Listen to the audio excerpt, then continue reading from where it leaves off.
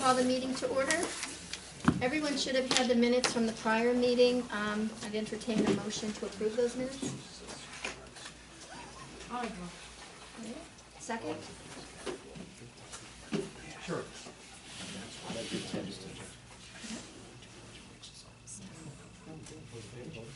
We did?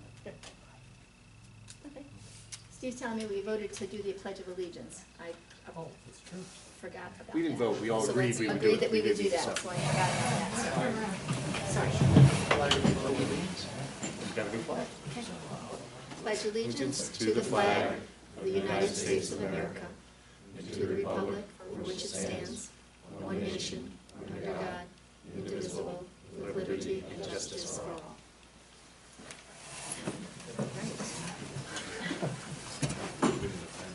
Now, we had a motion to approve the minutes. Do we have a second? Yes, thank you. Any discussion regarding the minutes? Okay, all in favor? Aye. Opposed? Okay, motion carries, the minutes are approved. Under my report, I have one announcement to make that Dr. Jagoda has stated he's going to resign his membership on the Remsco as of December 31st because he's moving out of town. You will be greatly missed by everyone, I know. You've been such a resource and a support to everybody. So. You're moving at that time in December, or is that your last meeting? Once we sell our house, yeah. Nice. Good for you. To New Hampshire, you said, right? Yes. Okay. All right, you will be missed.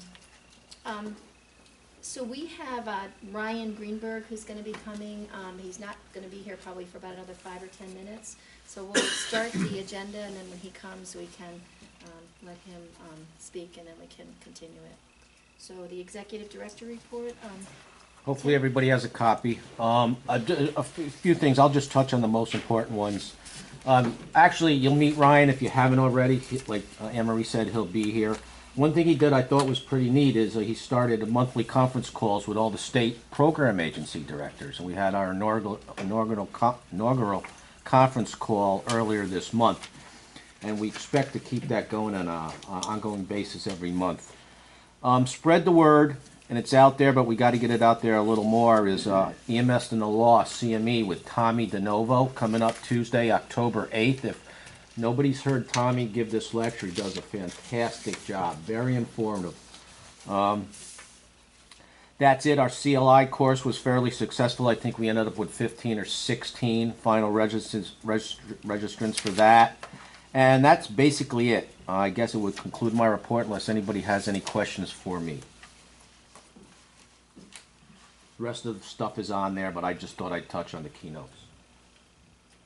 Is there anything about the meeting on the opioid crisis that you had with the folks from Albany DOH? Well, we were approached by Albany County DOH, Charles Welge and Andrew Scott. They are starting some type of initiative. They received a $75,000 grant to expand opioid education and training. So Charles Welge from the Albany County Department of Health approached us, asked if we could meet and basically brainstorm, throw out some ideas as to who else we could bring in to a group to discuss the best ways to spend that grant money relative to training and education with ODs. That was the initial meeting there, and I expect to meet with them in the near future, hopefully, and see who else they can corral to come in and join our group to find out the best way to spend that funding.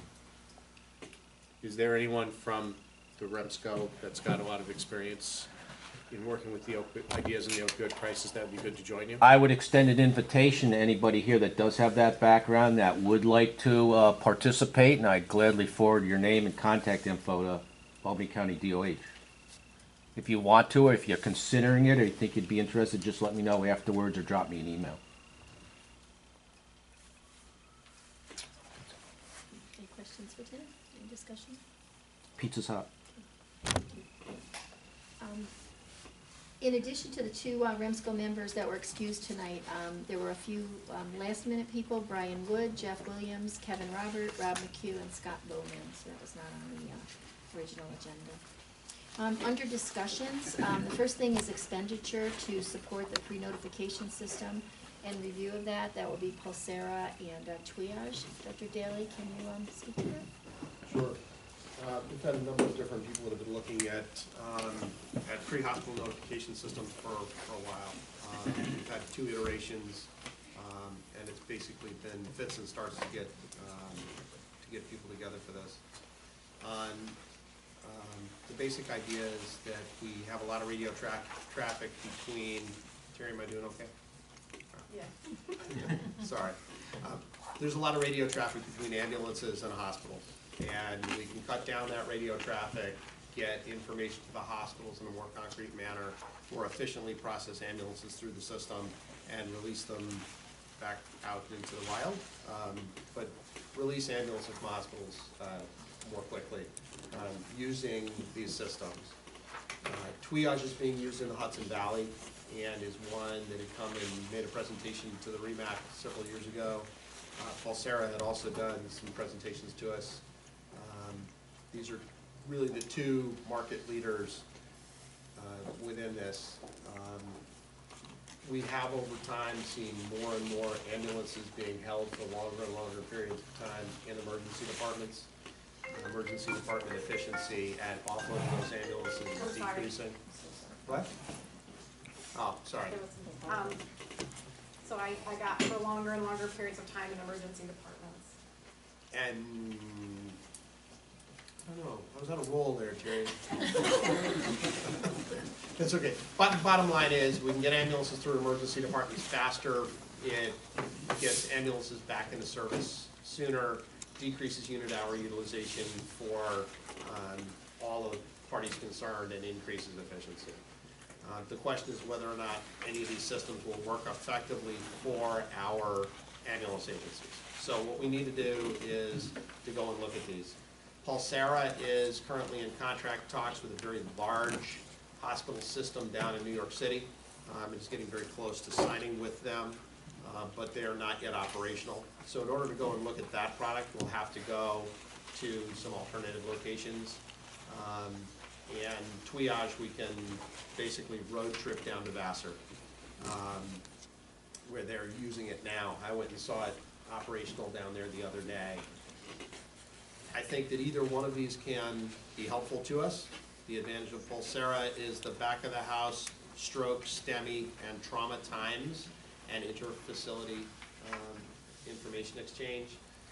Those things ultimately foot the bill for that one.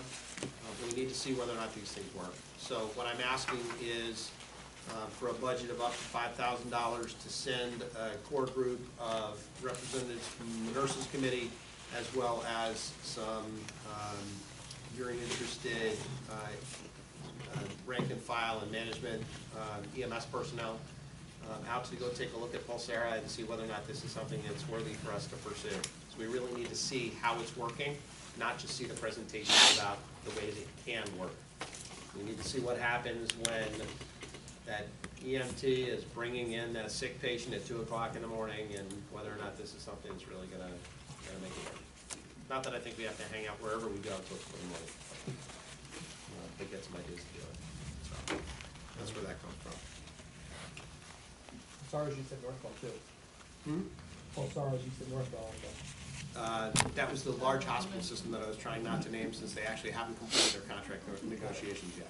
But yes, exactly. And I've had some really good conversations with folks down there who very clearly have done their due diligence at how it's gonna work within a larger system. But I think people need to look at both, and they need to look at both from the perspective of how it's gonna work, but also how it's gonna be financed, and how ultimately that finance is gonna have implications at the hospital level as well. So this needs to be representatives of nurse managers who are going to be going to the C-suite and saying, I need this much money to support this and why. Because if those folks aren't sold on anything, it doesn't matter what we want to do, it won't work. So it needs to work in the field, needs to work in the emergency department, and it needs to work in the C-suite.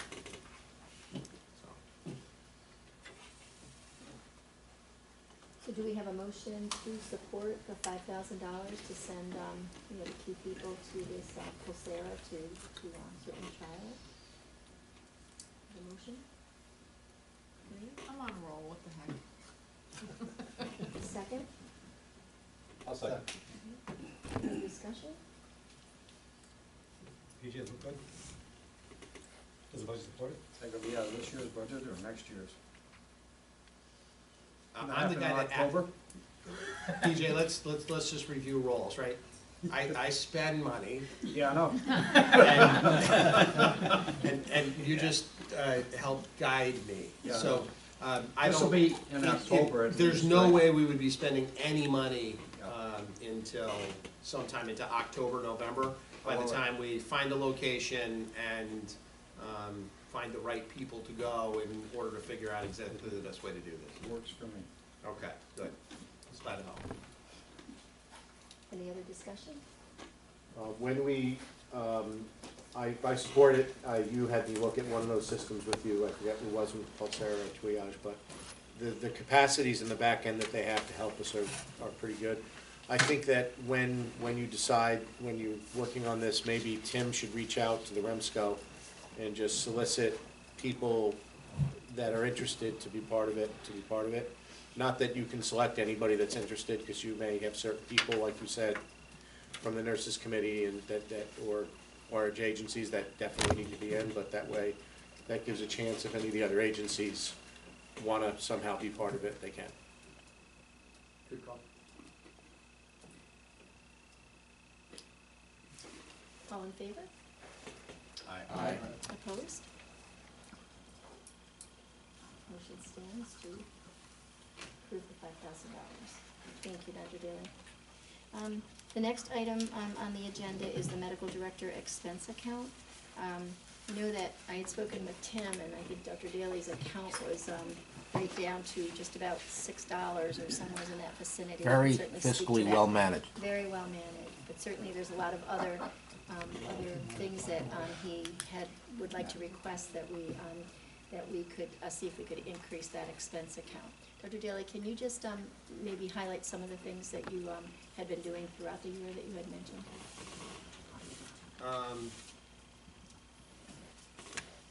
Yeah, the most important thing I think that I can say is that I really appreciate the opportunity that expense account has afforded me. What it's allowed me to do is to keep a good focus on what's going on a national basis that I bring back. I have been able to attend 3 or 4 national conferences as a result of this, which has allowed me to bring that information and focus back here. It has given me the opportunity to spend more time focusing on things like the collaborative protocols and the BLS protocols that we've been working to update. The BLS protocols that actually will be coming up to med standards and then the CMAC tomorrow. Do additional work on things like the opioid crisis, our systems of care for stroke, systems of care for STEMI and Mission Lifeline, and that's been really huge because I otherwise wouldn't have been able to devote this kind of time to it. What I basically asked about here was, we're supporting my phone just a little bit differently was the way that I thought would make sense. My phone is an ongoing expense. Thought was just moving that out of the expense account and into the recurring expense section, just because it's something that is anticipated. I want to say to all of you who I answer phone calls from, thank you. But it's something certainly very helpful for me to continue to do my job and do my job effectively as your regional medical director. And I certainly can speak to being a resource to most of us at this table, and we had a recent call over the summer with an opioid crisis, a phone call that was initiated, certainly on your cell phone from that at 10 o'clock at night, and we were all involved with that, so I think certainly I support at least moving that expense and covering that, if anyone has anything else to add. certainly. I'd be glad to make a motion that the medical director's cell phone be, expense be integrated into the appropriate budget line for the next fiscal year and be paid out of that line, but the overall line for the medical director still remain the same. That was pretty smooth. Into the appropriate line. Where's that line? Never mind, we'll figure it out. Phone and fax, whatever's under Telephone and there. fax. That would be work. We'll take care of that. Okay. Someone second that motion? I'll second it. All in favor? Aye. Any discussion, I'm sorry, any discussion? All in favor? Aye. Opposed? Stands. You're welcome. All right. Operational reports. Dr. Daly, Medical Director report.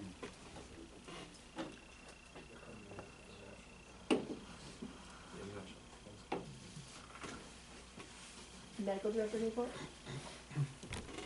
I think I've talked enough already. Single most important thing, I think, is the BLS protocols.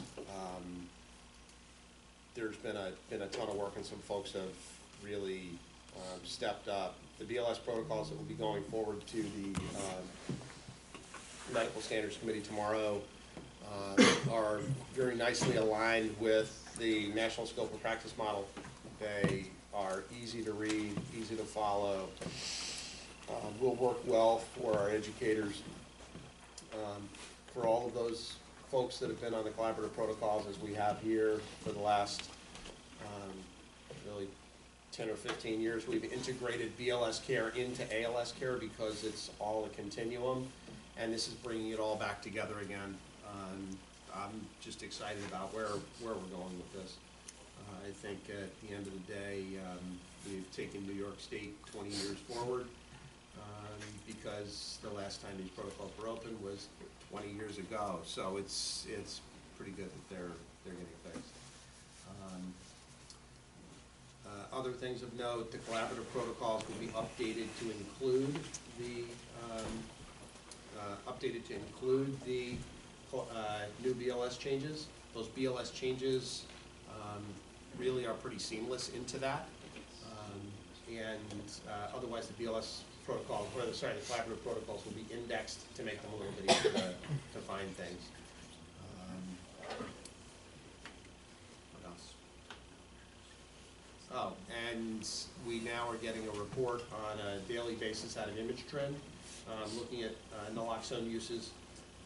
This ties in some of the stuff that Tim was talking about already with in terms of opioids. We're following our naloxone uses to see whether or not we're having any spikes, whether or not those spikes are geographically located anywhere. We're still exploring with the state options on how to do that from a true geographic standpoint, because they have some limitations with that. But it's interesting to watch how it's going.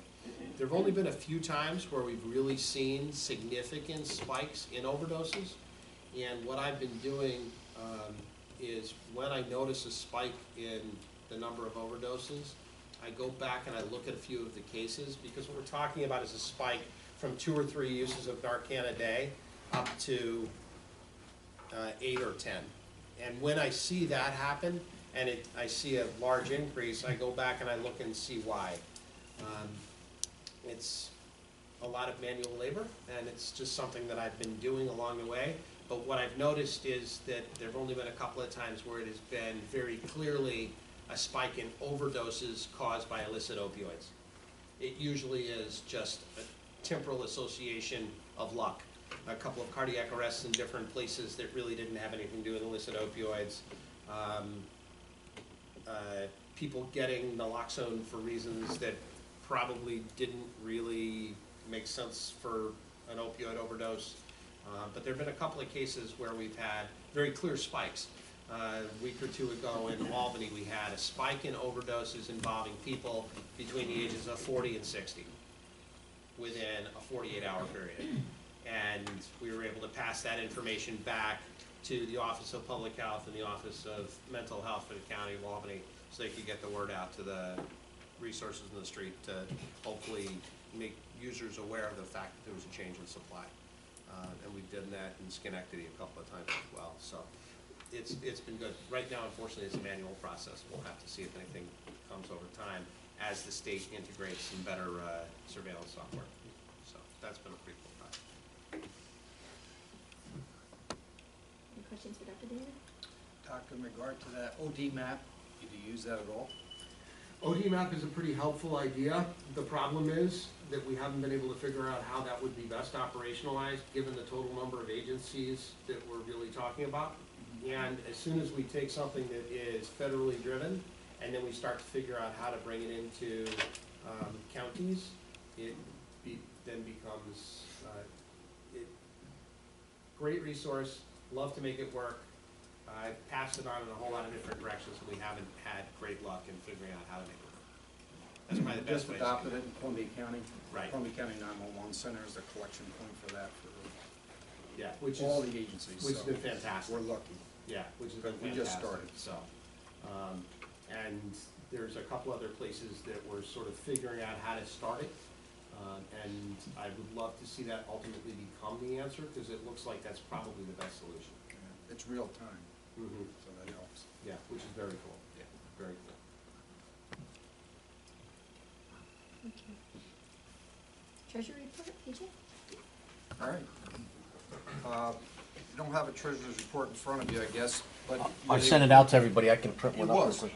I think you did send it, didn't you? Yeah, I sent it out to everybody. Okay, But you yeah. want a hard copy? No, that's fine, I got it. He's got one. I got Oh, one, okay. so, I know everybody else does, okay? Been working closely with Tim. Long story short, I just wanna, make the council aware that our total assets this year compared to last year are down about $65,000. Now, if you remember in our budget last year, we appropriated up to over $100,000 that we could possibly have to take out of our fund balance to support the ongoing efforts that, in the new business plan that Tim was trying to start. And to this point, I believe we've only taken out about 50-some thousand, all right? Working with Tim closely, just making sure that we're not slipping in the wrong direction here. But the one thing we did find out is that there are a lot of receivables out there, that there's another additional 50,000 in receivables that are not on this report that were not vouchered until this month, so they'll appear on next month's report. So that should help our cash position moving forward into October, but it won't make the September 30th time period. Are So, those state receivables, PJ? yes, of course, receivables. Yeah, the next round is almost, $50,000 worth of state vouchering. Okay. So, at this point in time, we're showing a significant loss this year to date compared to last year, but hopefully we can pull this out in the last few days. If not, it may carry over into October, so we're watching it closely, and stay tuned. It's not that the money isn't coming in, but it's a question of timing, so. And I'll just say, let me just pick up on the budget.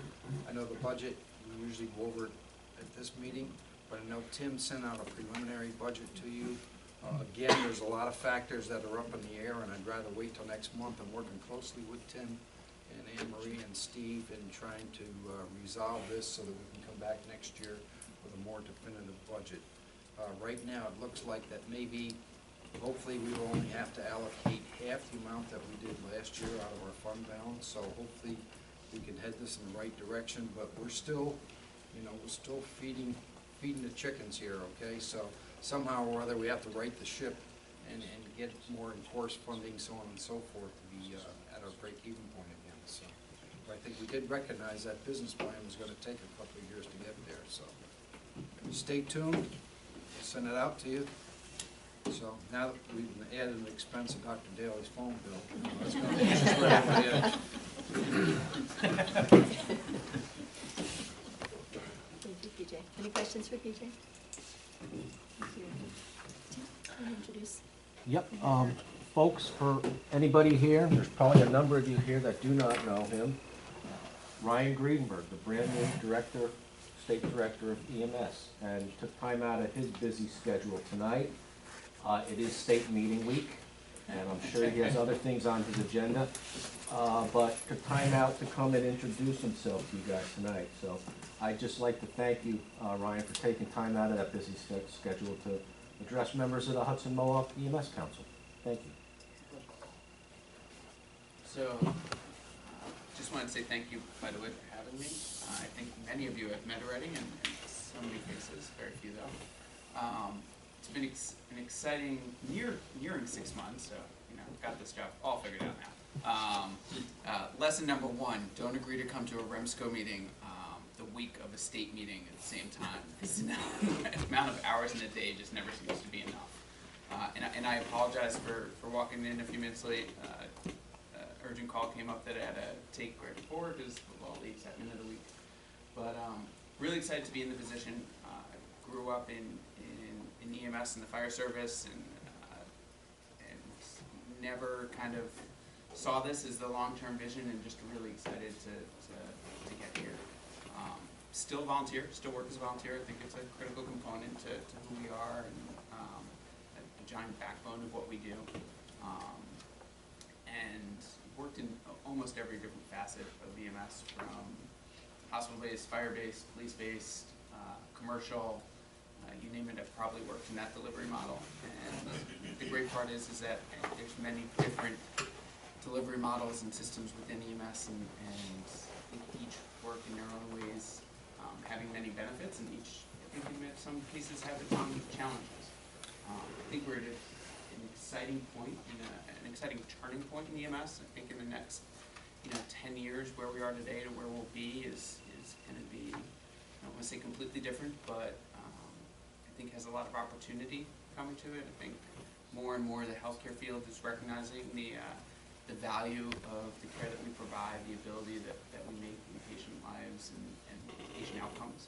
I think we see more and more that our hospital partners are recognizing that a lot of the definitive care that gets provided pre-hospitally really makes a difference in those outcomes, and that we're not an ambulance driver, and we've come a long way from when we started in the 1970s, and I think it's an interesting component to see that, and even one step further now when they turn, and as these hospitals are going for stroke accreditation and cardiac and STEMI accreditation, and fill in the next series of 5 accreditations that they'll want to get, and all of a sudden the accreditation bodies are turning and saying, okay, great, how do you link to EMS, and how do you get that information? And so I think that in itself starts to open a lot of doors in saying, okay, well, how do we kind of become even more ingrained in the system and help those patient outcomes?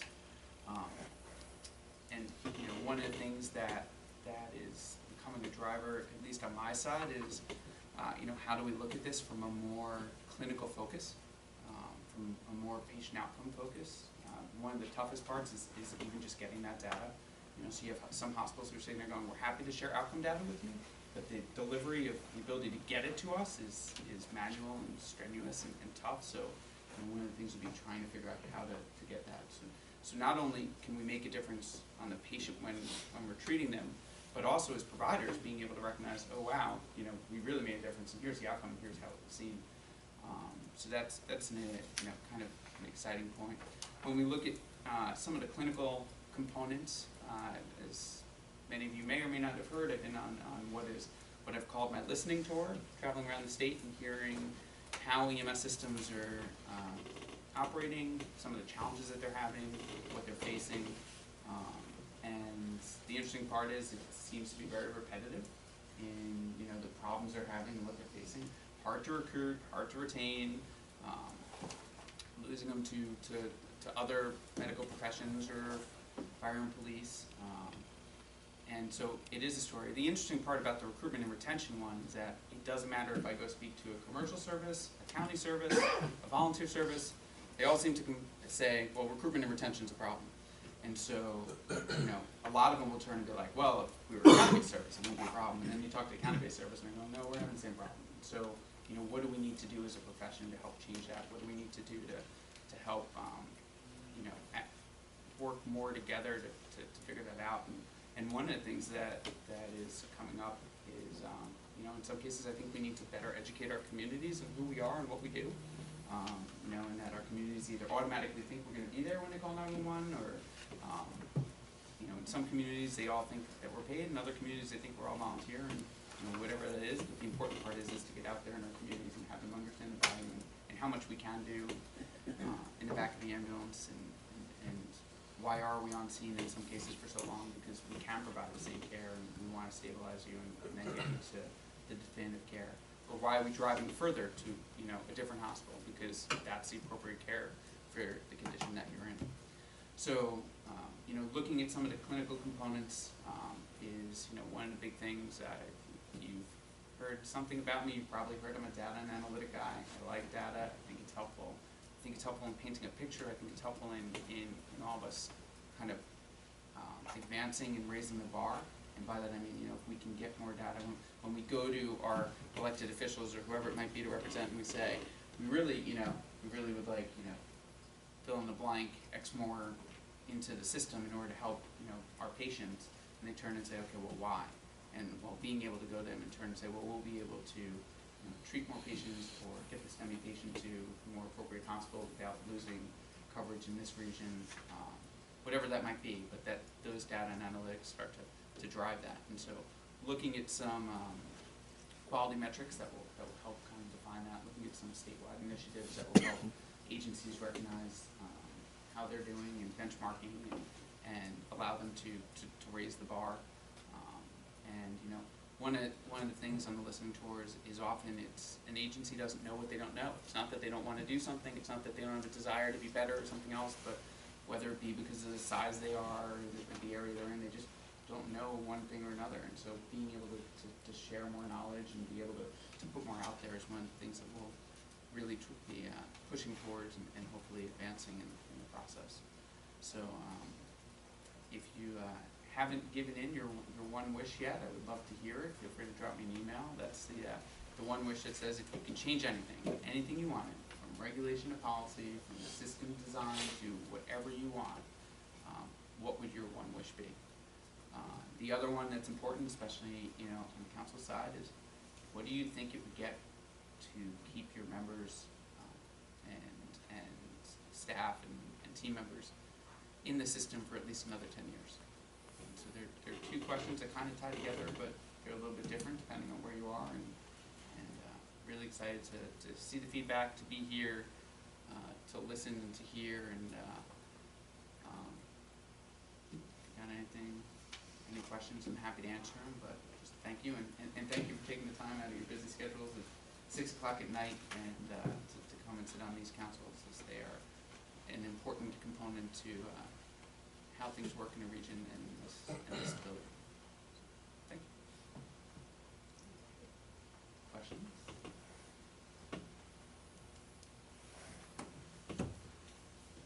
Nobody? Sonata's excited right now, she didn't have to type for a second.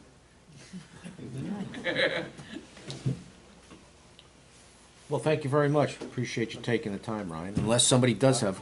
I got a question for you. I talk to you all the time, you still want to ask questions? Yeah. Well, actually, I was hoping that, I mean, you have been on the listening tour, and you did say that you're hearing some things that are in common. You know, we have discussions around the region, like what are the common problems. Do you think you could give us like your top 10 list of things you've heard? Sure, top 10. Or 5 or whatever? Yeah, probably top 5, we'll go with that one. You know, I think one of the biggest ones is additional funding. You know, when we've been asked, you know, different funding and why certain things are funded more than others. The ability to be an essential service and qualifying as an essential service, that goes back to education. I think most don't recognize that we're not considered an essential service, and whatever that means in your community or how it's defined. Community paramedicine is a big one that comes up, and you know, and kind of that component and that ability. You know, we don't have community paramedicine in the state of New York, and so you know, what would that mean to New York? What would that mean to our patients? What would that mean to the opportunities for EMS providers to have another alternative to job opportunities and in some cases, to do something different. They've been doing the same thing for 15 years, 20 years, and sometimes longer. Recruitment and retention, like I said, a huge one. And the interesting part about recruitment and retention is you'd think that would be in one component or another. You think so. Your volunteer agency is having a hard time recruiting and retaining their staff, and it just across the board doesn't matter. From fire departments to EMS to commercial, it just didn't matter. They're all facing those same dilemmas. Article 30 seems to be a common one that comes up, in certain regs and why they are the way they are, and a reminder that they are for the most part the same regs that have been there since the beginning. And so, some of them have make more sense than others, but it's tough when you're working off of regs that are as old as they are. And so, what does that mean, and what's the advancement of that part? And so, I'd probably say those are the key ones that have come up. Ironically, one of the things of me to sit down to do tonight is for the Remsco meeting and sit and kind of look at everything that's come in and see if there's more to it. But if I was to tell you anything that's repetitive in nature over and over again, those would be them. Thanks. I think we'd like to tell you just a little bit about our region. Some of us a lot of us come to the state meetings, the Remsco, the CMAC, and some of us serve on those, but our proximity to the capital, happens to mean that more people here probably tend to get involved in the statewide basis. But I think it's also for us to let you know that we're pretty proud of what we've accomplished in this region, and when it comes to Remscos that are successful, I think we put ourselves pretty high up on the list. REMACs that are successful. If you look at a lot of the innovations that have happened in our state over the last years, a good number of them either came from this region or this region working in collaboration with other regions. And I think we've got really good physician involvement, and we have really good administrative involvement. I mean, there are people sitting around the table here that are the administrators of major agencies and small agencies. There's a lot of history around this table of people who have been here for a long time. There's also a lot of new people around this table that have only been here for a couple of years, but have dove right in, and I think that's a good mix that we have here.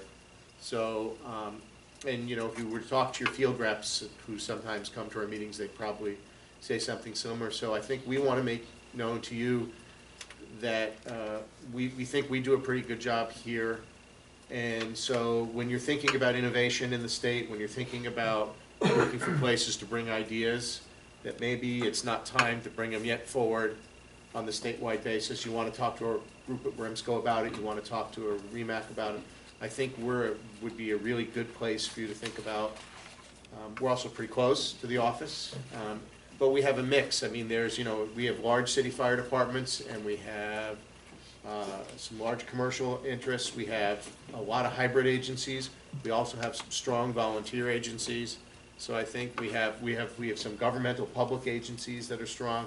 So we sort of have a lot of the components that, if you look at what all of New York is, we have a lot of those pieces here, and we'd be glad to share that experience.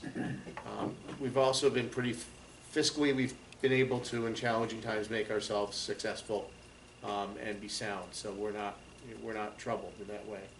So, just wanted to share that with you, so you can think of this as a place you're always welcome to come, or your staff with ideas, projects, bounce things off us. So, I spoke a little bit about some of what I've heard on my listening tour and some of the top concerns. Are there other things that you feel are some of your top concerns, or in particular maybe in this region, or that you're facing and you want to bring forward? Not you, Dr. Daly. No,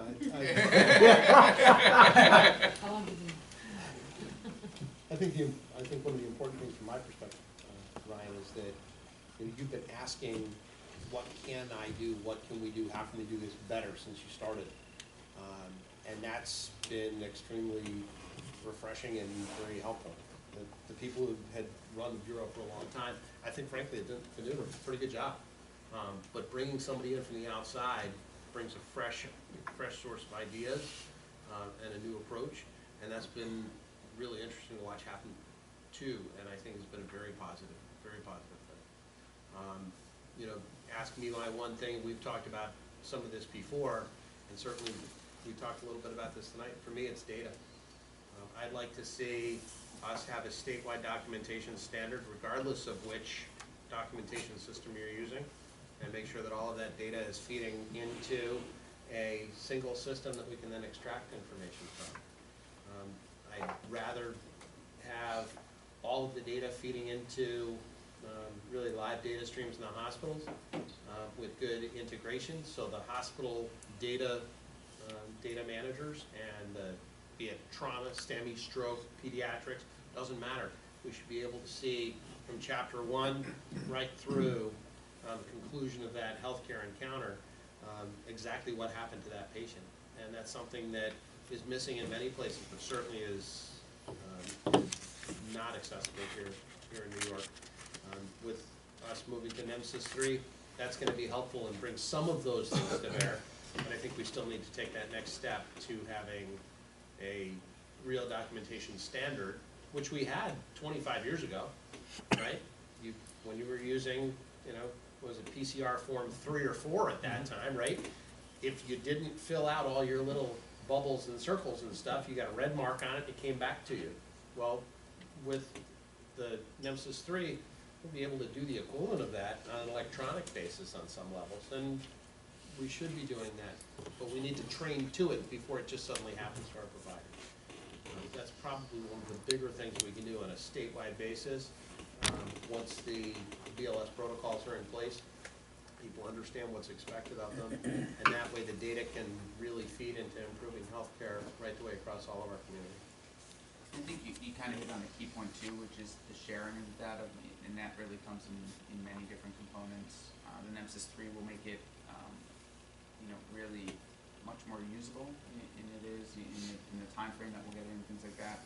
The other big component that we're looking at within it, and who we can speak to, is the shining, and actually getting it to where it's not only kept in our world, but actually getting it into a patient care chart, and so that it's not a situation to where, did anybody see the paper chart? Did anybody see did we get the facts from them? You know, the electronic chart, and you know, how did it make it into the patient care record of the hospital? Well, somebody printed it, and then they scanned it, and then they attached it, but did it get attached to the right place? And so there are some hurdles that we've really been working with the Chinese on trying to allow that to even happen. There's actually some interesting regulations that almost prohibit them from doing it at this moment, and so even things like that are, you know, behind the scenes and take a heavy lift on our side to work towards, but can have a significant outcome in what it does. I mean, even just looking at our stroke patients, you know, the most simple ones where, well, when was the first onset? Well, EMS got it. Well, where's CMS? Well, they left already. Well, did we get the report? Well, the nurse tried to, but they were triaging 4 patients at the same time, and you know, they caught the wrong time, whatever it might be. So, thank you for your kind words and trying, and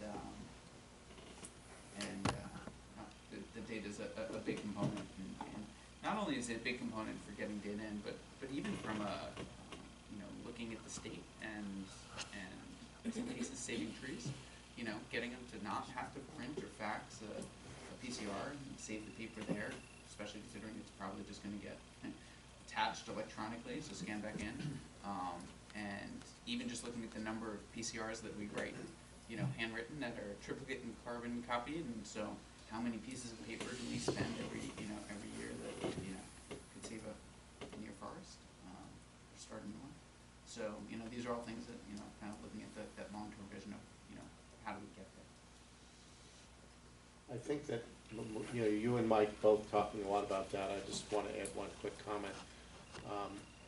I think we struggle collectively, and some of us at the agency level, some of us at the regional level, on when we have data, and when we have, how do we change that into 21st century changes in practices based on outcomes?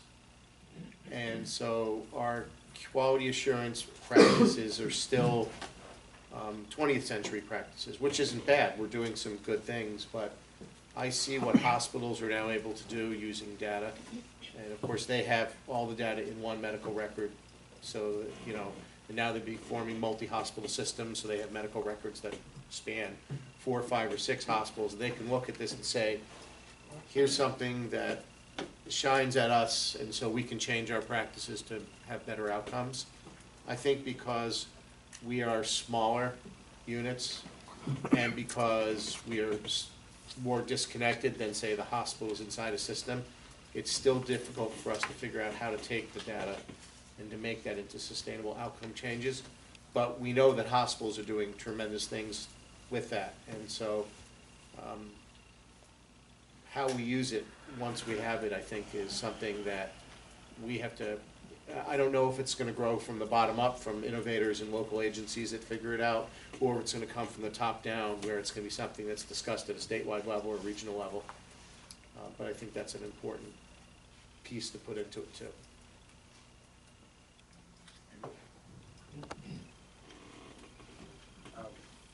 I tend to be known for outside the box thinking, but I like it.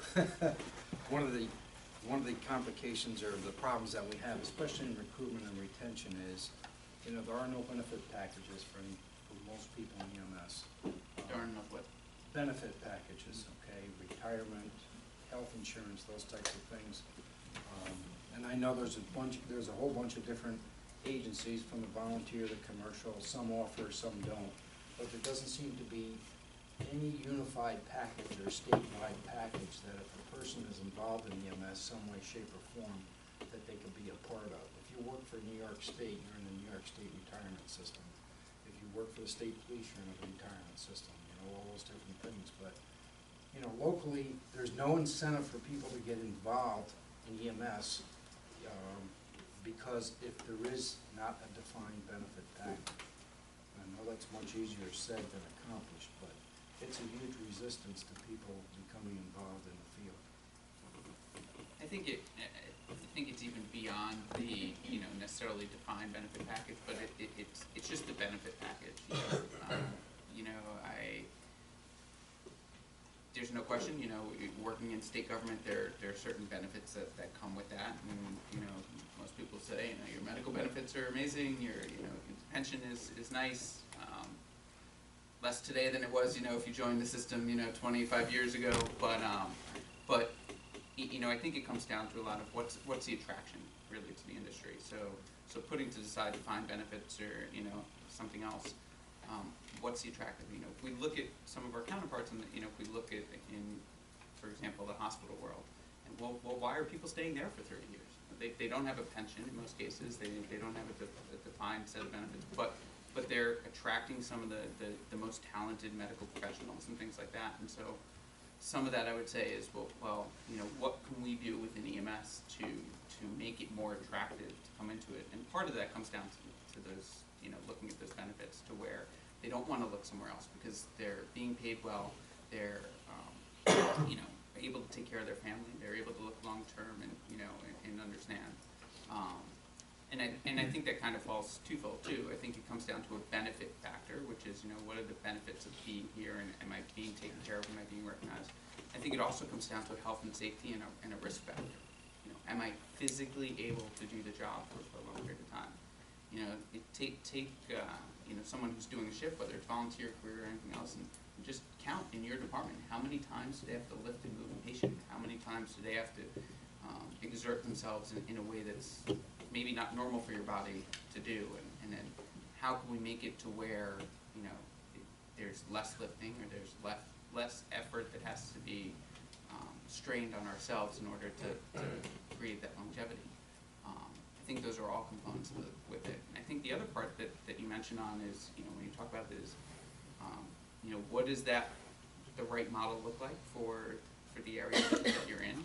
And by the way, I don't think there's an easy answer to that one. I think that there's many different delivery models, and depending on the area that you're in, depends on what is maybe the right model or the wrong model.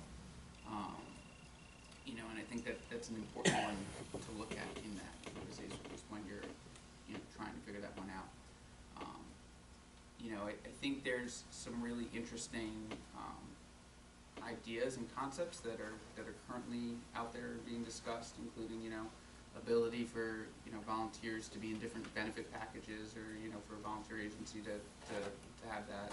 I think there's, you know, some other components that are there that will offer more opportunities for different types of system deliveries.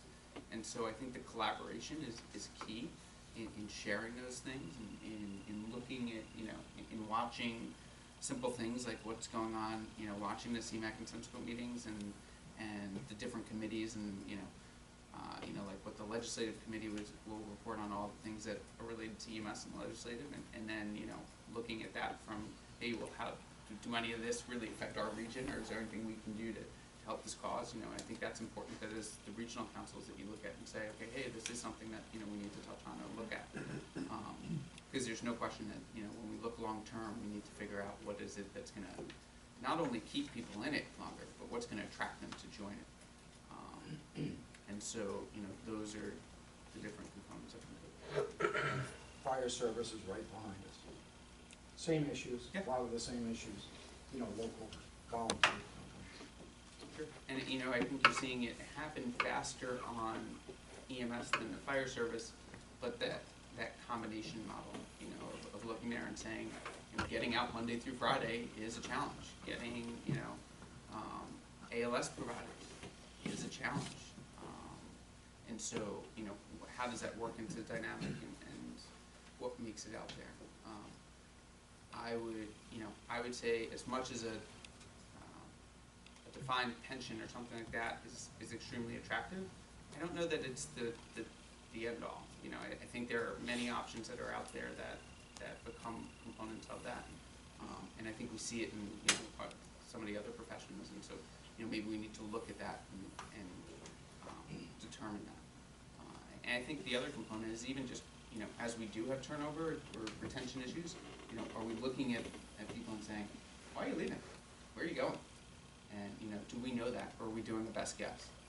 Because good, bad, or different, when they're on their way out, they normally give their most honest answers. And so, you know, what do we do with those answers, and how do we handle them? And so, you know, I think those are components of things that we need to look at in order to, you know, kind of evaluate it. I'll tell you one of the things on my listening tour that I don't know if it was my biggest frustration or one of the biggest eye openers is, you know, I was in a region to where I went to visit a bunch of agencies, almost all of which had paid service, paid staff. They were almost all combination departments. They had paid staff. Yet everybody in that region was part-time staff. So you turn to me and say, well, how long are you here? Well, I'm only here 2 shifts a week, you know, and then I go to the next show, and then I work over for here, and I work for there, and I work for this. And, you know, why were they doing it? And in those cases, it was a situation to where, you know, there wasn't benefits. You know, they didn't have that opportunity. And then, you know, how does that factor into the people who want to stay in our profession or not? You know, if we have to go work 2 or 3 jobs and can't, you know, even have the basic benefits from it. So I think that's some of our challenges. But then, is that better or worse than if 5 years ago they didn't have any paid staff? So now at least it's opening the door to start, you know, allowing this to be a profession. So I don't know if that's just where we are in time and where we're going, or is that, you know, what we're looking at. But, you know, like I said, there are some really interesting things going on. I think we're really at a turning point. I think if you look, you know, to the north, there's some counties that are really taking things to things that if you would have asked them 10 years ago, I don't think, you know, they would have ever thought about it. I didn't get a chance to look at Essex County there, you know, a prime model of Greene County, a prime model of, you know, how do you adapt to change, and what does that change look like? And, you know, I think the toughest part is most of the time the agencies don't, you know, I can't talk to them, or, you know, you can't. And so, you know, a lot of times you're hearing people talk about consolidation, and it's the evil word. Don't talk about consolidation. And as far as I'm concerned, just talk about collaboration. You know, let's start there, and what does that look like?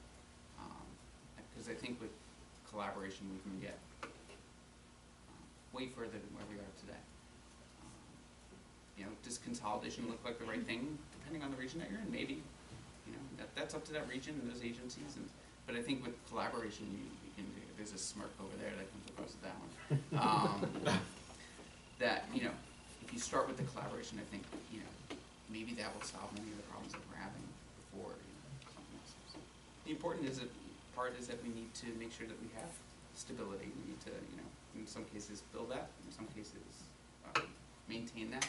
And, you know, that comes down to councils like this to determine what does it look like. And part of the initiative, you know, on my side and on the Bureau, or my vision in that sense, is to look, you know, at what does that look like? What does, you know, long-term stability look like? But in addition to that, what does it look like from a clinical point of view? You know, we constantly look at it, and we look at the Bureau. We have regulations, right? So we have to go and we have to check, you know, how many 4x4s do you have? You know, how many BVMs do you have? Do you have each face mask with your BVM?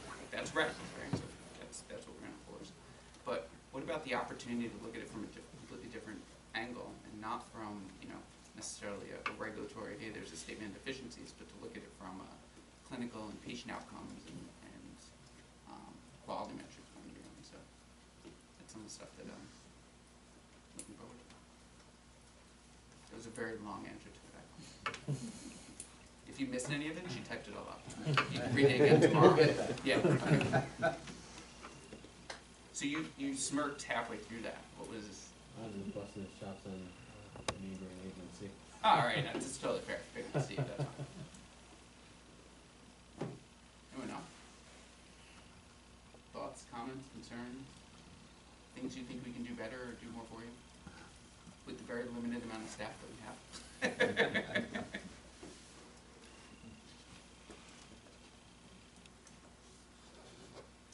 Awesome. Thanks for having me. I really appreciate it.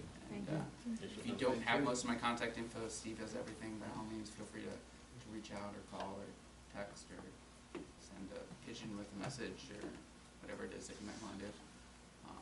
But just and thank you for being here and serving on the council. You have a resource at the state. Use it. We really appreciate your coming and the energy that you bring to us to, as well as tackle the old things, tackle some of the new things. And just so as one of the reps here that sits on this Remsco, I have to just say that Ryan really has brought a lot of energy to this and a lot of ability to think about things differently. And his background, while he told us about he's an EMS provider from just about every kind of EMS, he's also done a lot of work in leadership and management, EMS in large systems, in large hospital systems.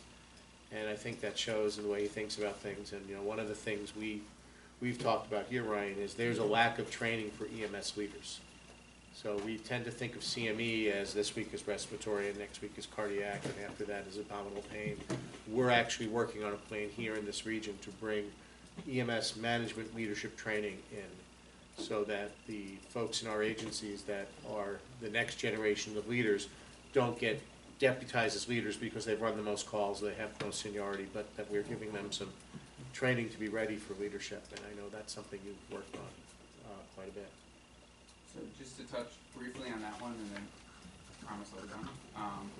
We applied for a grant. I don't know if we'll get it yet, but that would help develop leadership training for the state, both for an in-person delivery model and an online delivery model. We have just been awarded a grant for pediatric care coordinator position, which is really defining how agencies can help improve pediatric care and practice. But we are aligning that as we bring together a work group from around the state to come up with some of those best practices. We are combining that with creating a standards of excellence for agencies that will allow them to essentially get a star rating for the number of things that they do.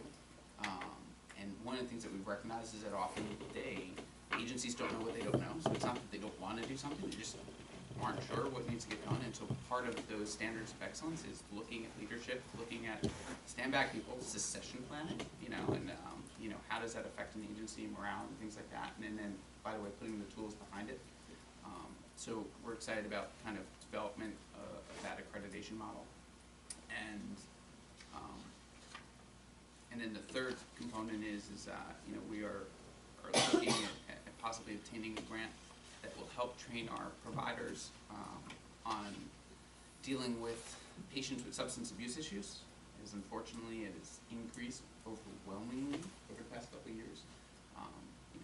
Just to give you a quick number, but in 2015, EMS administered about 10,000 Narcan administrations, and in 2017 we administered 15,000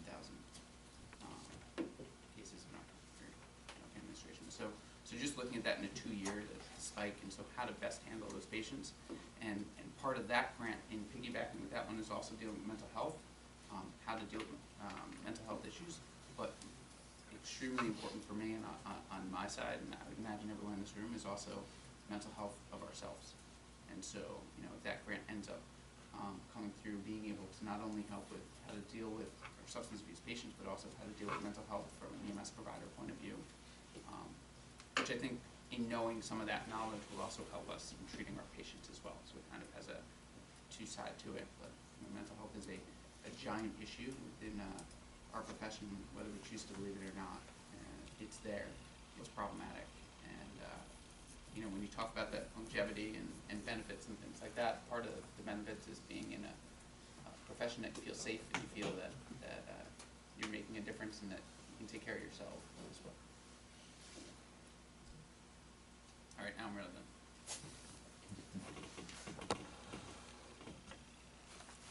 Thank you very much for coming. It's been informative. I apologize for not staying for the whole meeting. I normally would. However, I'm now going to go finish a laundry list of items to get done and get ready for the rest of the week. But look forward to seeing any of you, or all of you, at the meeting. And if you have anything else that comes up, by all means, feel free to reach out. Thanks so much.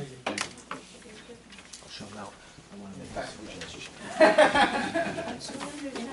Yeah.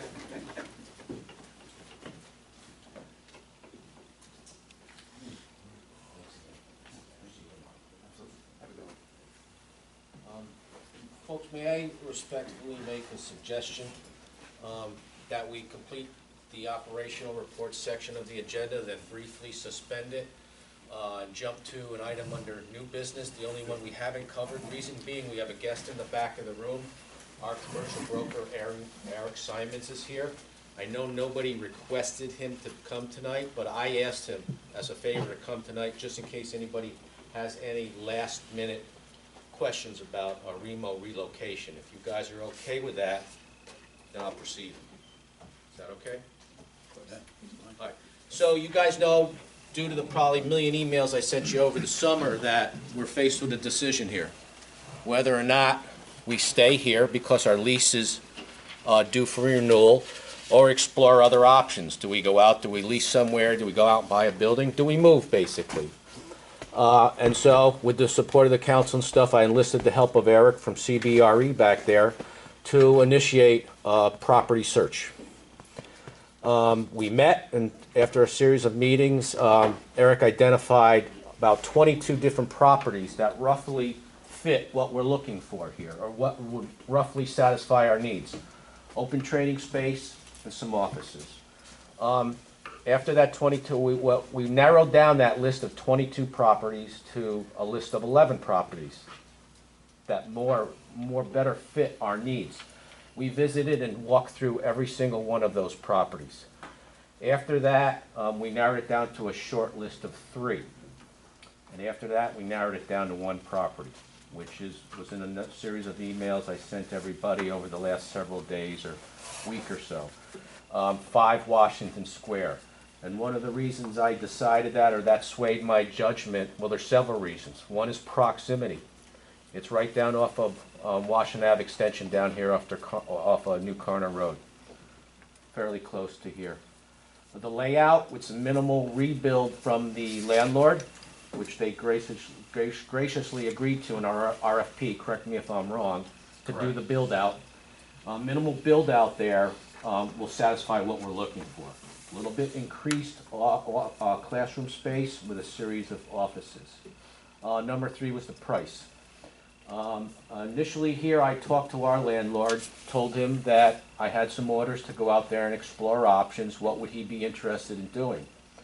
Well, before I told him the explore options part, we met, and initially we were faced with roughly a a 10 or 12% increase, I forgot what it was.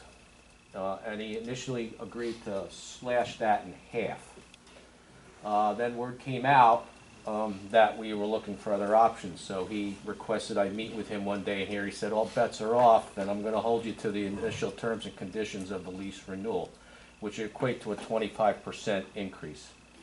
One of the things we really looked at the properties we viewed was how it fit budget-wise into this picture. And the property that we ultimately decided on equates basically to what we would pay if we stayed here.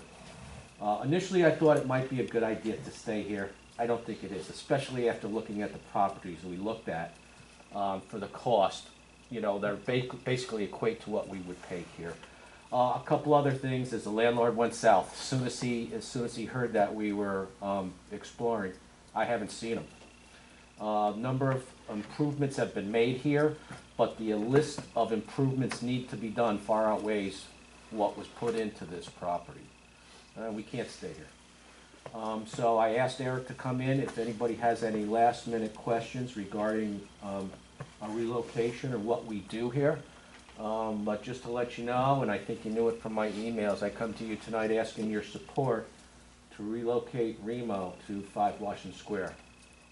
Without further ado, I'd like to turn it over to Eric. If anybody's had any questions, he could give you a quick synopsis of price-wise and stuff too. So. Okay, the space at 5 Washington Square is a little bit larger than this one. And usually in commercial real estate, you pay per square foot, so however much space you want dictates the price would be per month. And actually, even though it's more square footage, I think the rent difference is about $70 a square foot a month, or $70 total a month. So, which equates over a 7-year term, about $5,800. So, I've been doing this for 18 years. I think it's definitely a market-driven deal. It's also good from a budgeting perspective that it's a full gross lease plus utilities. So there's no increases for taxes or operating expenses, which is normal in our industry, in our office market particularly, where landlords just pass on any increased cost. If taxes go up 10 cents a square foot, you get a bill for the difference. In this case, everything's included in the base rent except for utilities. Pay for those separately. Does anybody have any questions on the process we followed, pricing, anything like that? Something that I asked about when we had the meeting was how the two office spaces compare in their quality. And you had said, I had said, so we're probably in B office space. You said, no, we're probably in C office space. Right. So this building is not attractive to people that come in, to say the least. You know, that's our wall. You got to go through the kitchen to get to the restrooms. The restrooms are not really well maintained.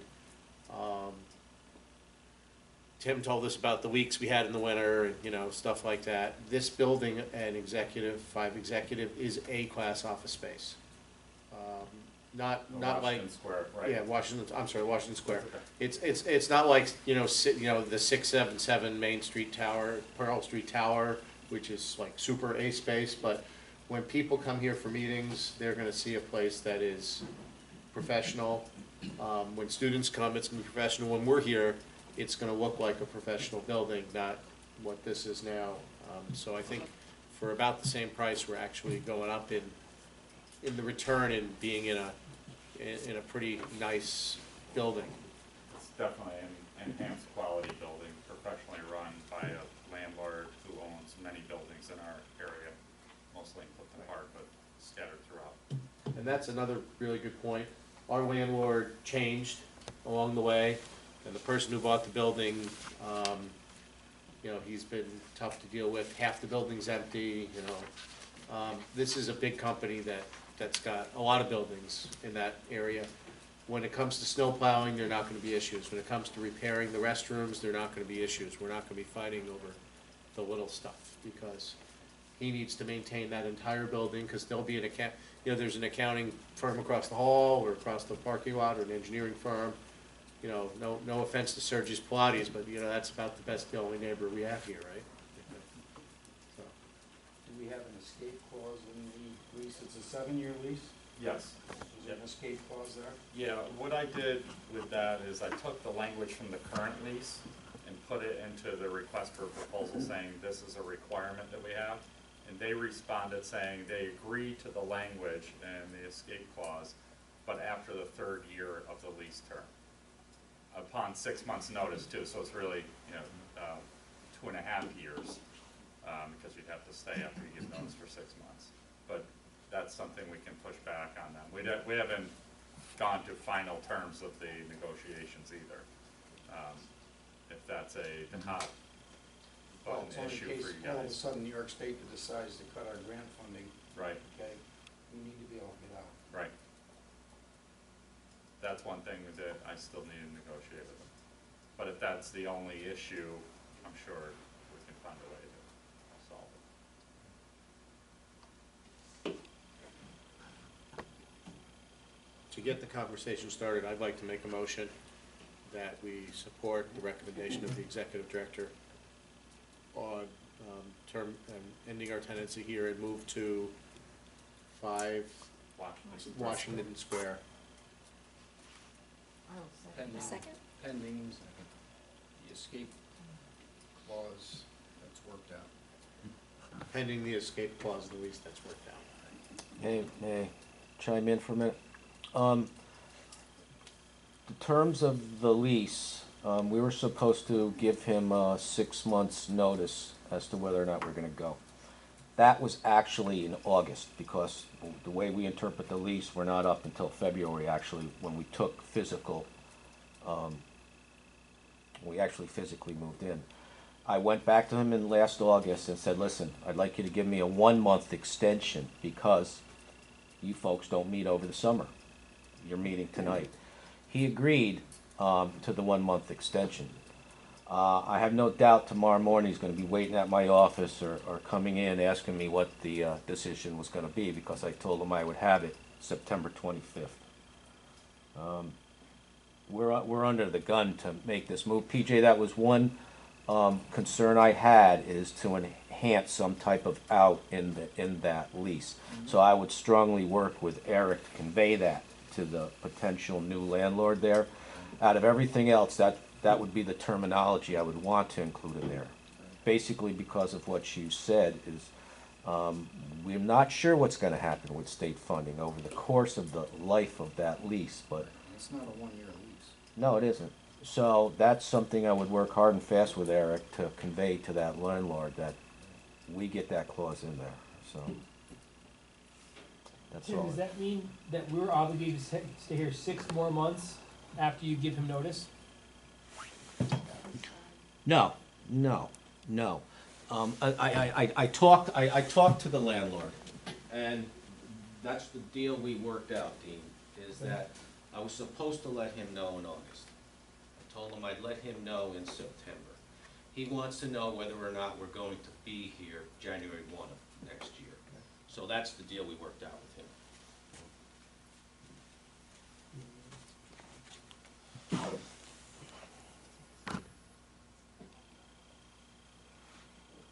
Okay, so there was a motion to change the location of the current Remo building to the 5 Washington Square. Is there a second? Any discussion? The only thing All I in would say in favor of it, having taught a class here last winter, when there was no heat, and the students were too cold to use their hands to actually do the hands-on labs, and the fact that the restroom and the kitchen had no hot water, so they couldn't even warm their hands up to do the lab, and it was painful to wash your hands because the water was so cold, and the kitchen was 62 degrees. I would fully support the motion to move. And the landlord was walking around and telling me that the thermostat in the kitchen was not working. It worked. I got it up to 72 and it would bump back down. He locked it. It was not broken, was my experience, so. I just thought I'd give you that little tidbit information. So no further discussion? All in favor? Aye. Opposed? Okay, motion carries. Thank you. Thank you. Thank you, Tim, for your due diligence on this. Thank you.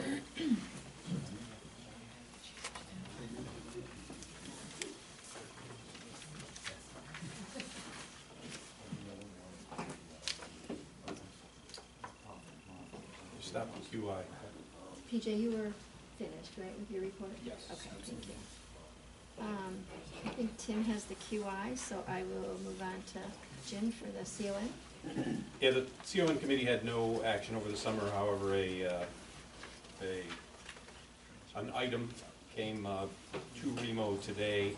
It's a transfer of operating authority, so the QI, or excuse me, the CON committee will meet and review that, and more than likely, we'll probably have a vote in October on that action. I'll move on to the disciplinary action. As a result of an investigation, Stanford Smith, Brookhaven, New York, had his certification suspended for 1 year, has been forever prohibited from participating in the medical education recertification program, and was assessed a civil penalty of $4,000, $2,000 of which was suspended for violations of Part 800.16. Course applications, I'm not going to read all of them, but looks like there were several EMT refresher courses and original courses throughout the region, and they're all listed in our agenda. Under correspondence, a letter from the DOH advising that the agency code for Rensselaer Volunteer Ambulance has been deactivated. And then a letter of thanks from Greenville Boy Scout Troop 42 for donation in memory of Dave Bettini. Committee reports, Steve Crow for finance. No report tonight. Okay. EMS Council, do you have one report? EMS Council meets this week, and the Vital Signs Conference is October 11th through 14th, and so registration is still open. Thank you. Nurse Committee report, we met last Wednesday, September 19th. We had good representation from a few of the hospitals. Patient volumes continue to remain high and are still up in all the EDs. We're still all holding inpatient admissions, which seems to be a big reason for a lot of our volumes and throughput issues. Talked about travel nurses in some of the hospitals, and because of the shortage, they've got travel nurses who are training new ED nurses in some of the larger hospitals. So that was a concern. We talked about triage and physicians and mid-levels in triage at Albany Med. We're looking to do the same thing at Saratoga, so we're looking for that evening position, hopefully, to be able to have a triage, a provider in triage. Albany Med currently has a physician from 10 to 6 and 4 p to midnight. They have scribes as well, which are great but not consistent. So we're talking about different ways that we could facilitate throughput and efficiency in the ED. So these are some of the things that we had talked about. We talked about the hover mats, which was an interest to everybody here. So there was one area hospital that had stated that they were not going to be able to commit to providing any funds for this. So the nurse committee is unable to reach an agreement that would find a way for a regional exchange program for the hover mats to work. We just felt that unless we had participation from everybody, we really wouldn't be able to do that, which was a big disappointment. So unless we can find another way to fund it, or because it would be a big disconnect, not to bring up to some hospitals and to bring them to others. So if there's any question about that. We talked about the crisis patients, very large increase in crisis mental health, behavioral health patients in all the EDs. Talked about ways to be able to manage these patients, and in most cases they come in with suicidal or homicidal ideations, and we're pulling a TAC or a PCA out of the mix in order to sit with them. And of course the CMS and the Department of Health and the regs that are out there say that if the patient states that they're suicidal, it has to be arm's length, it has to be a 1-to-1, and you can't have 2 people sitting with one patient. So that is creating a huge issue, and they're pretty strict about enforcing that as well. So we're looking at that. All of us are looking at the policy of like close observation versus constant observation. So close observation, the definition is that you can, it's like an every 15-minute check, so they would be able to look at others, but the constant observation is someone who is suicidal or homicidal, which a lot of those patients, until they're evaluated by a crisis evaluator, fall within that category. So we're all looking for ways to help that and to help manage those patients. We had increased at Saratoga just about 6 months ago an additional 4.8 FTEs for mainly for that reason, so that we would have an additional one. We're always pulling the tech off the floor to set, but even with that, it's not enough, and we're all finding that that's really like, it comes out to be like one additional tech per shift, days, evenings, and nights. So it's helpful for sure, but not the answer to everything. So it was good to just brainstorm, I think, with the nurse committee meeting too, because some of us were implementing things in one of our hospitals, and kind of got good ideas and networking from others. So that was good. We did talk about a little bit about the wait times and some of the hospitals having to wait with EMS, the EMS agencies having to wait. We are looking at the times of how long we're having to wait in the different hospitals in order to turn over a patient and give report. That has been an issue throughout most of the area. We're looking at that kind of closely to see what we might be able to do. Some of us are having to charge nurses, or some like a clinical coordinator take report if the nurse can't do that. So I don't know if anyone has anything to add from your side about that, or what you're seeing, or anything different that we can. That the Albany hospitals were saying that was a big issue, and I think bringing it to them, and I think Alice too. Some of the bigger hospitals were probably the volumes were even higher where they were increases. Have you heard anything about an increase in diversions? I think There was a lot of those. we've seen a lot of them, and I don't know if that's. They're pretty routine. Yeah, we talked about that. We talked about that at the meeting, and at Saratoga we don't divert. There's not really any place to divert to, actually. So we've never been on diversion. I've been there almost 10 years, and we've not done that. But I know the Albany hospitals, they were talking about, and where do you divert to? St. Peter's to Memorial, and Albany Med to, because everybody's holding. I know last week they were saying that at Albany Med they had Carol help me with the numbers, but they were saying when they reported out that there were like 80 patients in the department with 50 in the waiting room. Mm-hmm. One of the highest unbelievable numbers, and just how do you manage that, and then still have room to take anybody else in. So when they talk about diversion, obviously it's for ambulances, but patients are still walking in. But I think when St. Peter's diverts to Albany Med and vice versa, and then to Memorial, St. Samaritan was also saying that they were looking at diverting, because now they don't have St. Mary's, so they divert. They're trying to divert to Memorial. So anything else that they were saying about that, Carol? No, but I think we have to realize these diversions aren't real diversions. Right. They're basically a system overload in that facility. And I think we, as a region, should probably come up with different terminology and make sure that our patients are winding up in the hospital they really need to wind up in, regardless of the capacity overload in the facility.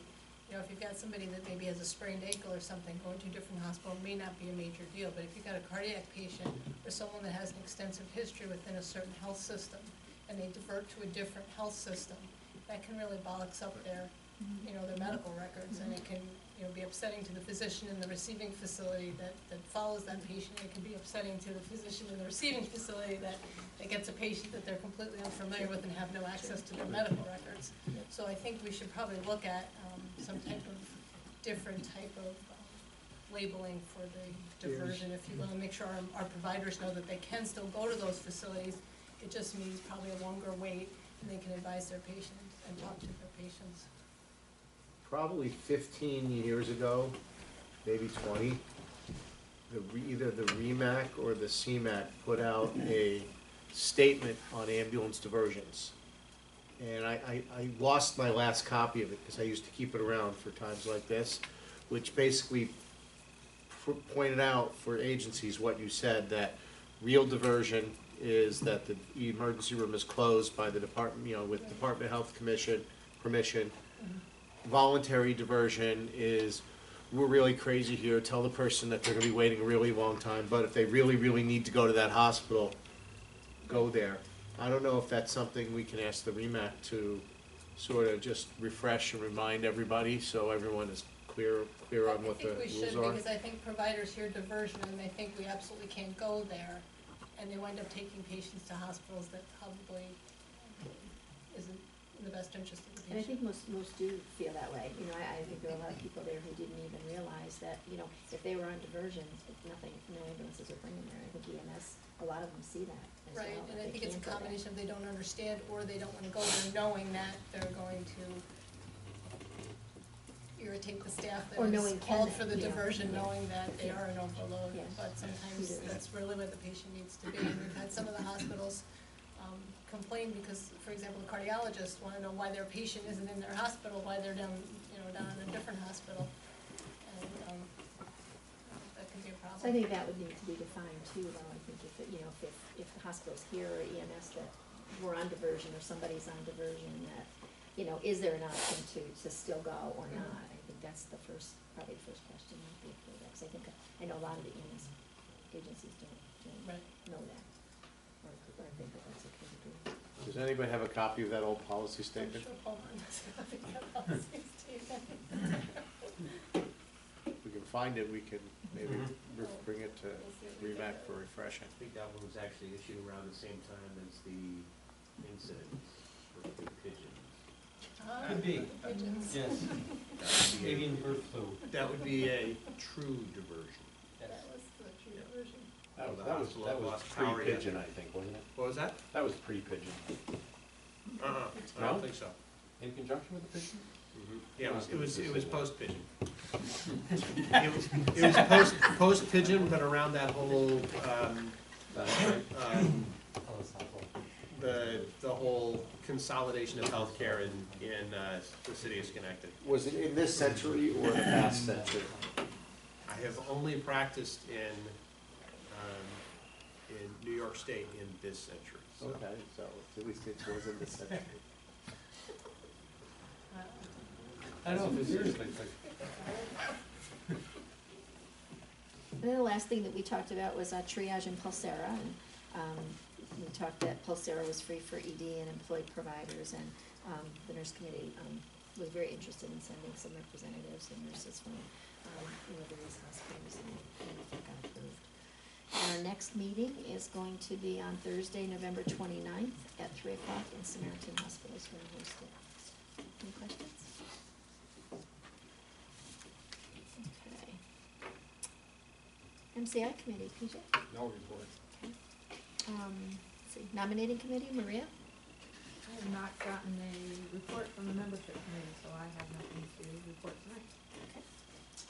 The membership committee is not here tonight, nor any of the others. So county reports. Well, just on the awards committee, Tim, do you want to Awesome. just give a update to everybody of the banquet? Because that's coming in a couple weeks, right? Nope, that's November 7th. Well, it's kind of, Well, a month and a half. So I think it is Wednesday, November 7th. St. Peter's Hospital was gracious enough to have us back, 6 p.m. to 8 p.m. Mercy Auditorium, 310 South Manning. Whatever the old Mercy High School is right across the street from it. I think it's 310 South Manning Boulevard. are you going to put together an invitation flyer to send out to the agencies to post? Yes, first thing, and what we did last week is reminded all the winners via certified mail of the date, the location, and requested RSVPs from them relative to the number of guests they want to invite. Once they start trickling in, then bang, it'll go out to the region. Probably next week or so.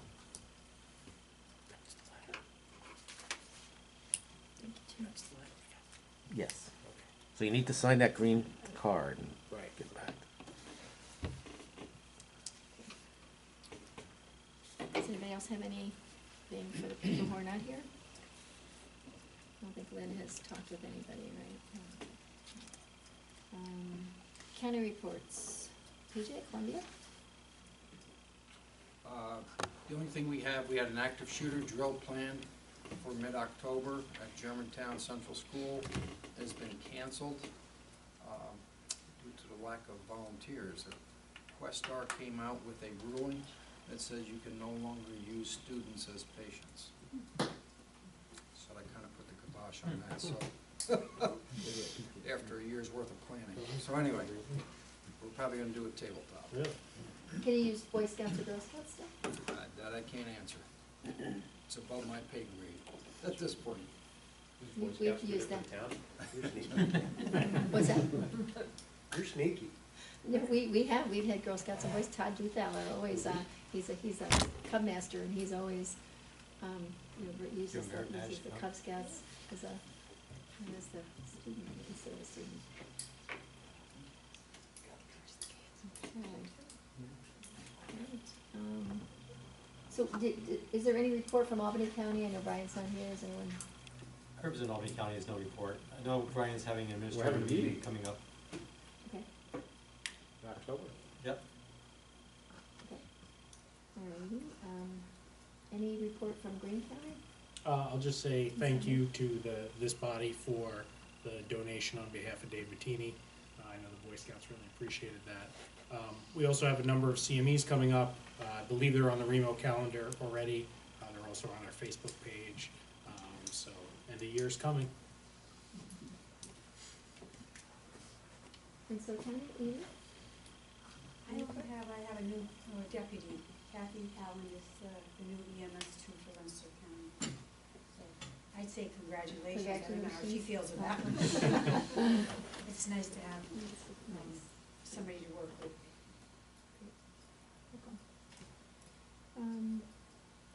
Any report from Saratoga County? I know Kevin's not here. Any from Schenectady County? Just a couple quick things. The Schenectady County Department of Health also got a $75,000 opioid grant to do some research. I think they have a program going on tonight in Muskegon and somewhere else. There's two going on tonight. We've been working with the Department of Health to update their mass casualty plan, because I have some firefighters that were in kindergarten the last time that was updated in 2001. So, Ellis Hospital, their scribes are coming back to the ER, and their staffing is gonna be up, but in order for the nurses and doctors to work in the ER, they have to spend 6 months up in the acute floors, so we won't really see any benefit until probably May. That's it. Thank you.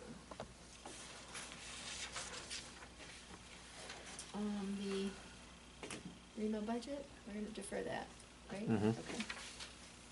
Under old business, Remsco approved the 3-course sponsorship renewals via email in June, for Remo, Hudson Valley, and Rensselaer County. Second item, Remsco approved $5,000 expenditure via email vote in July for travel expenses to our next Resuscitation Academy class. And then the third was Remsco approved $250 donation to Greenville Boy Scout Troop in memory of Dave Bettini. One piece of follow-up on that, the medical student who has been doing a bunch of free labor for us in terms of putting in back data for the cardiac arrest registry, and we'll be going after the Resuscitation Academy. That expense will be borne actually by the medical college. We managed to shift that over to them.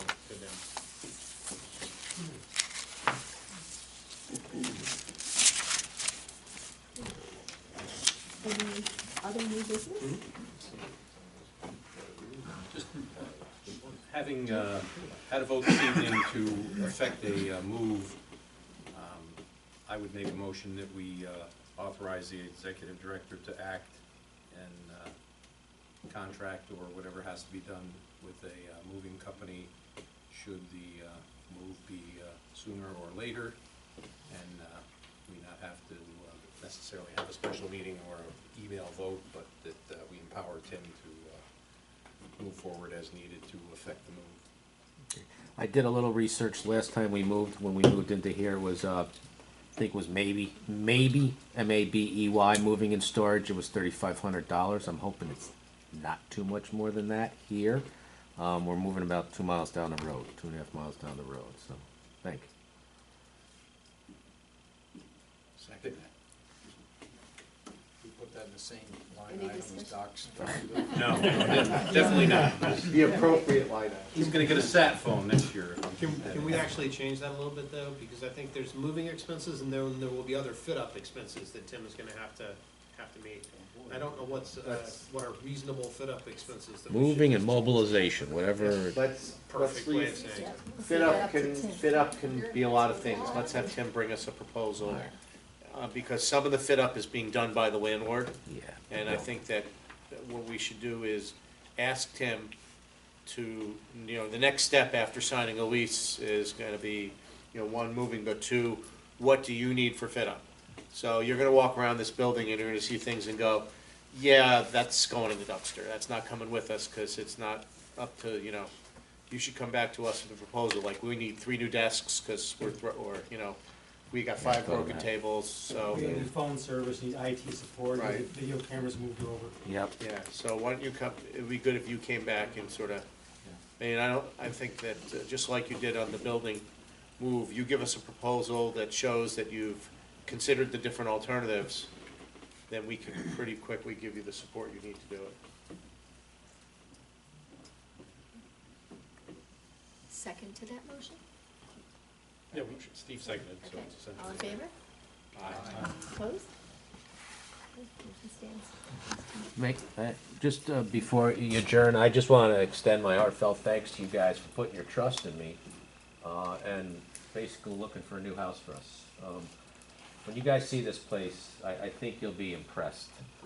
And we strive, and I know Steve's a big proponent of us striving to improve our public image. This building doesn't have curb appeal.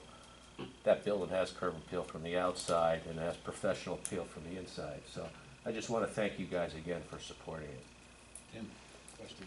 Yes, sir. As it stands right now, what's the date we have to be out of here? I think it's December 31, but I will double check, based on me giving him notification tomorrow. If you look at our lease, and Tomorrow, when you say you got till the well, end if you look at our lease, it should be February, because it was based on when we actually took physical acceptance of this property. We didn't take physical acceptance of this property till February 3rd, 7 years ago. So based on that interpretation, we don't have to be out of here until February. That was my interpretation. I discussed it with him. Our landlord and his lawyer have a slightly different version of that. He requested I come back to him and let him know, and we settled on a December 31st, January 1 date. So I have a lot of work to do in the next month and a half, 2 months.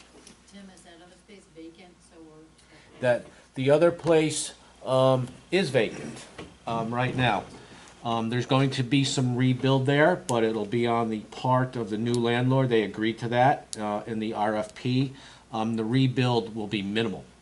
Sheetrock, metal studs down, sheetrock, metal studs up, based on the floor plan that we work with them. They already submitted a preliminary floor plan to me, I think would work, and I actually went back there this past Friday with their broker on their side and spent probably 45 minutes, an hour there, envisioning what they had, what they said they can do, and what I think we need. So I don't expect any extensive build out there. I think it's going to be fairly simple. And the way it's set up now, open floor plan with some peripheral office space, it's going to work. We can occupy that January 1st, so sooner or what? I don't know. I have to look into that, if we can occupy it sooner or not. May be a possibility, but I don't know what we're subject to payment-wise here to the end of the lease, so I'd have to research that. There might be some advantage of having a small crossover period. Yeah. So if you can, so that it doesn't disrupt, December, Christmas week isn't exactly busy around here, but in order not to disrupt everybody's Christmas that's involved, maybe you're able to start moving, 2 weeks before. Yeah. And get a lot of stuff over, and of course, you're gonna have classes going on during the move, right? Yep. So maybe. There's gonna be some juggling. Maybe a gradual move is possible. Yes, sir. In terms of the IT move, are we, or well, as a region, I should say, going to see any downtime? Are our servers here on site that runs the Remo Let me answer. online and everything else? It's in the back room. Yeah. Well, Yeah. but there will be no downtime to the Remo phone system. That's what you're talking about. The phone system it'll be seamless. You will see no change whatsoever because it's a completely cloud-based system. Okay, perfect.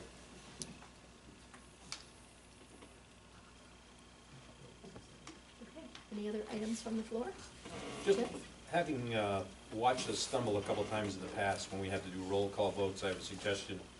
And that is, anytime we actually have to do a roll call vote, could we develop and implement a practice that would use the Remo roster and then have several different boxes, for lack of a better description, where you would, as you were calling the roll, denote whether the person was present or absent, and then how they voted, whether they were in favor, opposed, or whether they chose to abstain.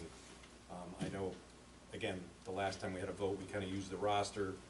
The roster fell short in that particular instance because folks who had come in a little bit after time didn't have an opportunity to sign in, put the chair at I guess a disadvantage where she was using what was the hot off the presses, but there was an issue that, you know, it just wasn't complete. So again, in terms of roll call voting, if we could make I can make form a specific to voting that. template. It's probably not Yeah. much that have to be tweaked, but just so we don't stammer or stumble through that. So Robert's rule says that either the executive director or the first vice chair are the ones who actually document who's here and who's not, right? And I call the names, I believe that's what they, so we would just use that form as such. Yeah, to actually go down the roster and essentially it's being read into the record, but again, so you guys have I guess a more complete document to use in the process. Sure. So in essence, you're saying you're not gonna skip people that you think are absent, you're gonna do every name, and if they're absent, you're gonna write absent next to the name. Correct. And if they vote, then you write what their vote was, so every person. Yes, no, or abstain, yeah. Right.